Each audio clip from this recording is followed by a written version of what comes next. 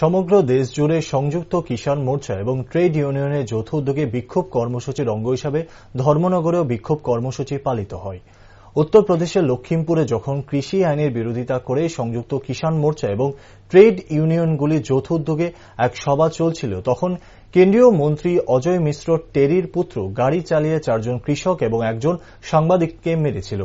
ঠিক তারই প্রতিবাদ জানিয়ে কেন্দ্রীয় মন্ত্রিসভা থেকে অজয় মিশ্র টেরির পদত্যাগ দাবি করেছিল বিরোধীরা। কিন্তু আজ পর্যন্ত কেন্দ্রীয় মন্ত্রিসভা থেকে অজয় সিংহ টেরির বিরুদ্ধে কোনো ধরনের সক্রিয় পদক্ষেপ গ্রহণ করেনি কেন্দ্রীয় সরকার। অপরদিকে কেন্দ্রীয় সরকার অর্থাৎ বিজেপি ধর্মের নামে যে রাজনীতি চলছে, তাতে ভারতবর্ষের সাধারণ মানুষের গণতন্ত্র পদলিত। দিনের পর দিন দ্রব্যমূল্য বৃদ্ধি এবং পর্যায়ে গিয়ে পৌঁছেছে যে দেশের সাধারণ মানুষ বেঁচে থাকা ন্যূনতম রসদ জোগাড় করা পর্যন্ত কঠিন হয়ে দাঁড়িয়েছে। ঠিক এরই প্রতিবাদ জানিয়ে মঙ্গলবার কেন্দ্রীয়ভাবে ধর্মনগরে এক বিক্ষোভ সমাবেশ অনুষ্ঠিত হয়। আজকে সারা ভারতবর্ষে সংযুক্ত কিষাণ মোর্চা এবং কেন্দ্রীয় ট্রেড ইউনিয়ন সমূহের যৌথ উদ্যোগে বিক্ষোভ কর্মসূচি পালন করা হচ্ছে।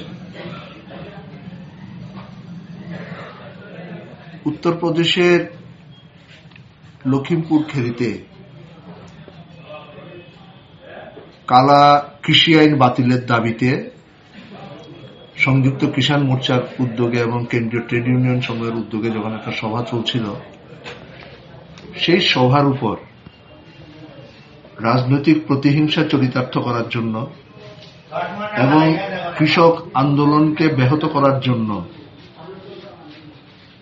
কেন্দ্রীয় মন্ত্রী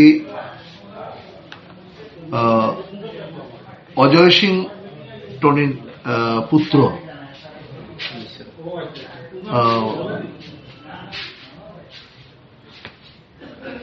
অজয় মিশ্র ট্রেনির পুত্র গাড়ি চালিয়ে সেই সভার উপর দিয়ে 4 জন কৃষক আন্দোলনের নেতা একজন সাংবাদিককে খুন করেন।